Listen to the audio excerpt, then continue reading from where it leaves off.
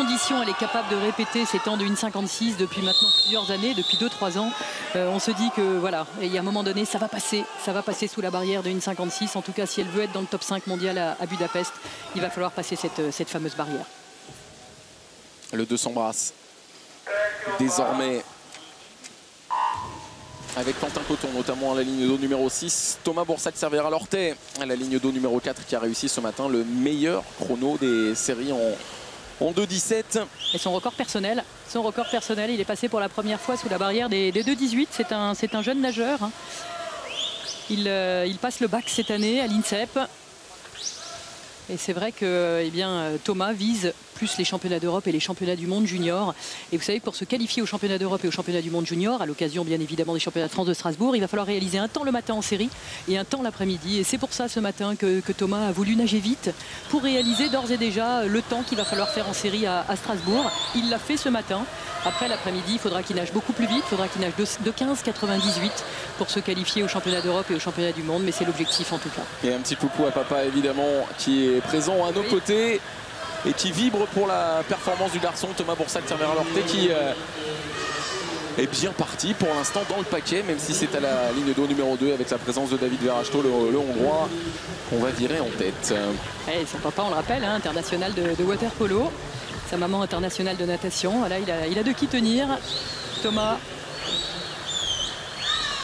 Il se pose la question de savoir après son bac s'il va rester à l'INSEP. Il veut faire des études d'ingénieur, soit en restant à Paris et en s'entraînant à l'INSEP, soit en partant à Toulouse. Ça dépendra aussi beaucoup des entraîneurs qui vont entraîner à l'INSEP à partir de la saison prochaine. Il y a pas mal de changements attendus, hein. On le sait à l'INSEP. Toulouse d'ailleurs, vous en parlez Sophie, qui n'est pas présent, pas représenté. On a vu tout à l'heure Joris Bouchot, c'est le seul Toulousain à avoir fait le déplacement ici à Amiens. On les reverra tous. Il y a le meeting de Toulouse, hein, le meeting Speedo qui a lieu exactement au même moment en ce moment. Qui a commencé hier. On peut le regretter. Tout à fait. On peut trouver même ça surprenant, hein, que la fédération n'ait pas réussi, effectivement, qu'on ne se soit pas mis d'accord pour faire des compétitions à des dates différentes.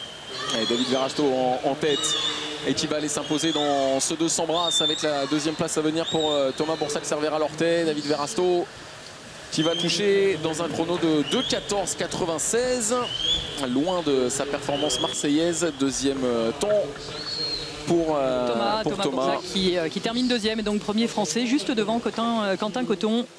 On attend les résultats parce qu'en dehors du premier, pour l'instant, on n'a pas accès. 2,16,10 pour Thomas. Ben voilà, record explosé une nouvelle fois. Il faudra nager juste 12 centièmes plus vite pour se qualifier au championnat du monde junior dans 3 semaines. En tout cas, super performance. Et meilleur chrono français de la saison. Ouais, qui relègue Quentin Coton à la deuxième place de ce classement, chrono qu'il avait réalisé à Nice. Et on rappelle aussi l'absence de Jean Dancos, qui n'est pas présent dans cette course, comme tous les nageurs qui s'entraînent avec Mathieu Burban à Marseille. Ils sont en ce moment en stage en altitude. Ils sont en Sierra Nevada et ils s'entraînent très dur. Donc Oleg Garasimovic, Clément Mignon et d'autres nageurs ne sont pas présents ici dans cette compétition.